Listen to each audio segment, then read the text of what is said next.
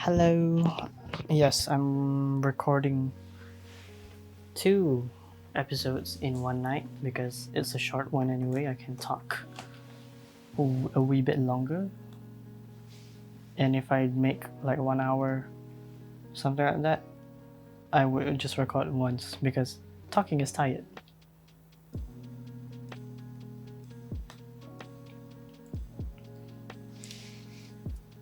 So, to begin with, before that, hello there.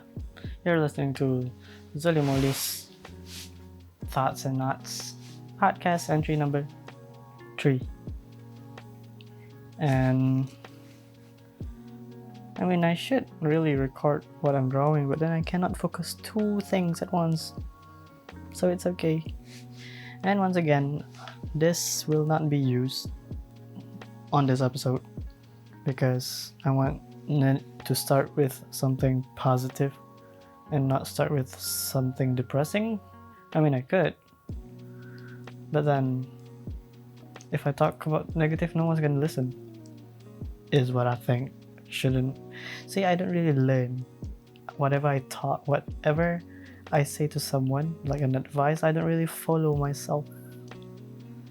Which is a bad attitude. Don't follow me. But follow me on Instagram. I don't update. Subscribe on YouTube. I'm doing this very earlier. Anyways, to start with this episode, I realized that I am strict to myself and to other people, to the people around myself also. The moment that I realized I'm strict is that I was on this afternoon. I was helping my mom cook. My mom cooked and I helped cook. What am I even saying?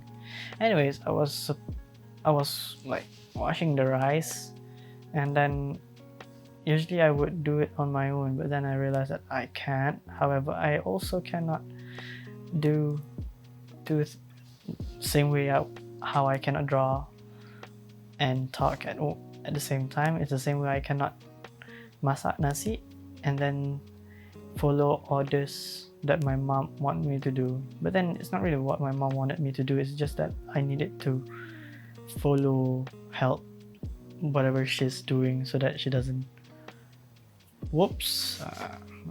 something like that. So I'm strict to myself, and I know that because I was washing the rice and then I cooked it.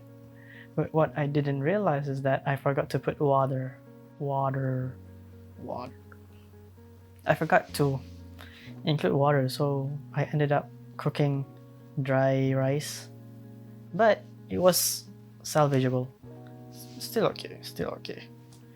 It's like, and then after like all the cooking and then the cooking part done, I checked the rice. Why is it so light? And I opened, oh crap, I didn't put water. So I felt guilty because I was in charge of the rice. I put myself in charge of the rice. See, I'm straight to myself. And what happened was that I felt guilty. And then because I know that everyone wanted to eat at that time, mostly it's just my mom wanted to eat at that time. But then what's good is that she had time to do her stuff after cooking at least. But what happened afterwards, I felt so guilty to myself.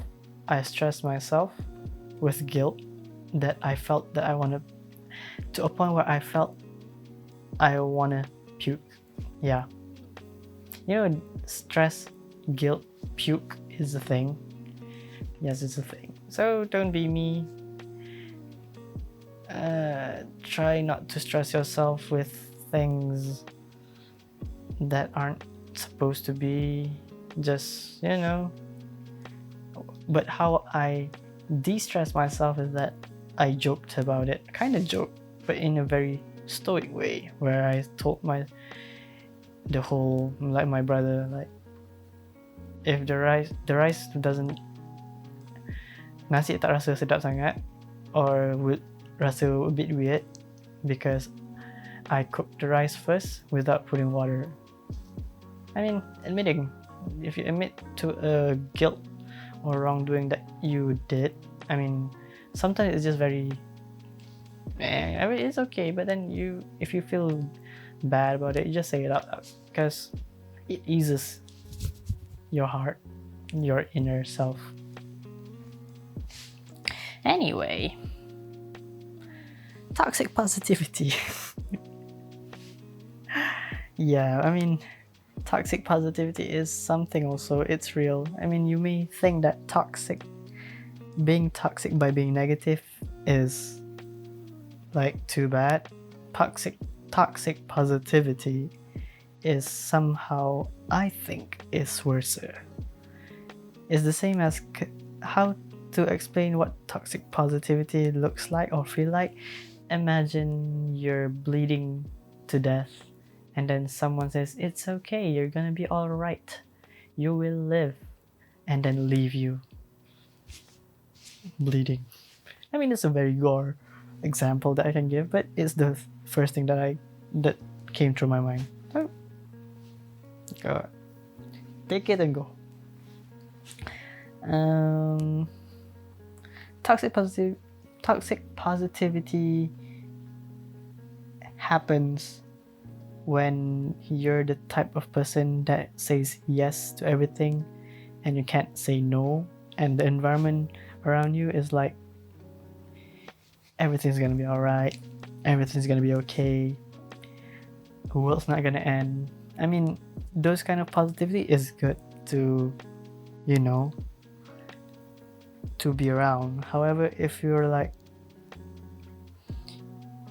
you did something wrong, or pretty much if something really bad is happening around, and then you're like, yeah, this is still okay, the meme, the house on fire and this is fine. Yeah, that is somehow a wee bit of toxic positivity. I'm repeating the same word all around. G. What did I write? Oh my god. Oh yes. And it's like one of another, what do you call, another form of that kind of toxic is that how we as humans, we strive to be better. We may not be perfect, but we want to be better at things. Although time sekolah, people be like, sorry dah tak perfect. It's petty. However, deep down, we all know we all want to be better. Not perfect, better is the keyword. So usually is that whenever we do things, we want to know if we're doing it right, especially if we're doing it the first time. And if you have a guru who is like tutoring or tengok ke, we want to know if you're doing it right or wrong, and it would be better if that guru would be like, you're doing it wrong, you should do this. And it's better that way, instead of like, hey, is this right? Am I doing it right? Yeah, you're doing it right, when it's nothing right.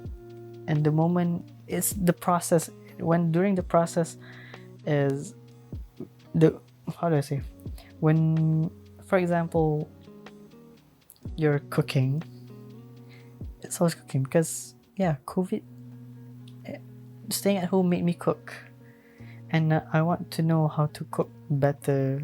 But then my mom be like, macam tak apa, okay je. Well, I'm still cooking, you should just point it out first before I make it wrong. And what's worse is that the worst thing to happen afterwards, when you're like, okay, fine, I'll just do anything I want, and then the outcome is, the worst thing to ever happen. And then the person that should have tanya or tunjuk the right way starts lain kali buat macam ni. Next time buat macam ni, you had the chance to correct me but then you didn't. That is kind of one of ni lah kan. Even with people, I would rather if people point my whatever the bad things I do, like you shouldn't do that.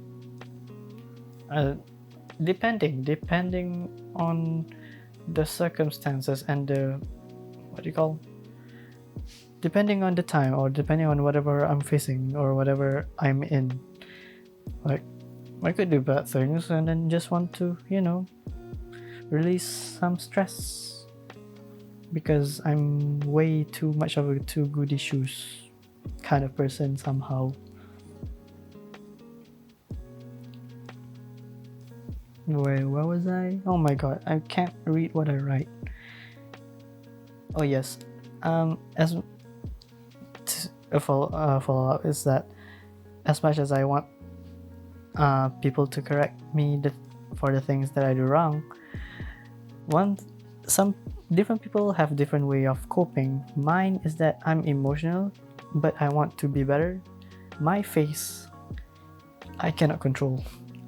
I cannot be happy. I can't show a happy face when I'm pissed. I mean, I'll calm down after a few hours or one day after. I mean, it's normal. We were raised to not make mistakes, and the moment we make mistakes, macam you're going to hell for that. Sekolah. I mean, the school that I went to is like that lah. One small mistakes, demerit sampai berpuluh. I think the demerit system is a hoax also. It was never true. Like, it was used to scare people, scare the students. You're gonna get minus points. You know why the demerit system is a big hoax, especially in Intercom during my years lah, is that the demerit points, like, it's always banyak, like negative in 10s, 20s, 50s points minus.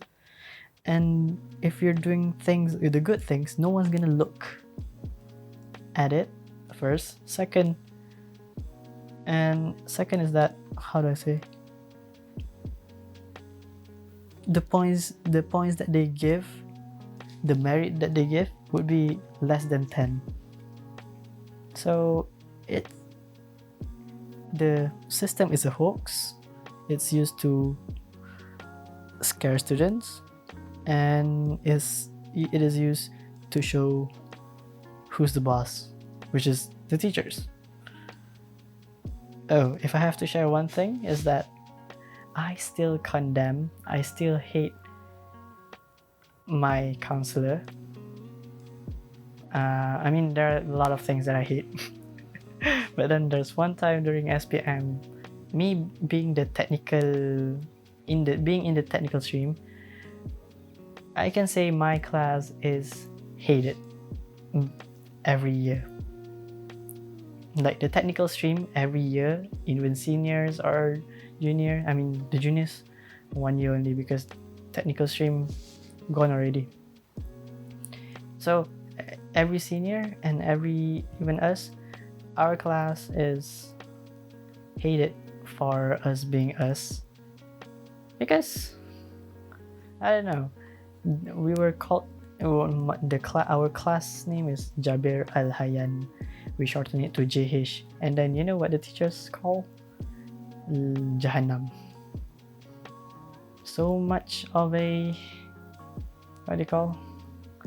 Sekolah integrasi lah. Boo. And one thing that I still remember till now, I'm not gonna call you. I'm not gonna say the name. But one time, the ones who knows, tahu lah. One time we were the only ones left in the school because hostel, asrama, and at night, since we were the only ones left, our class, one class only, 30 people less than 30 people. You know, the next day we were supposed to have our final paper or something, or the last two paper, something like that.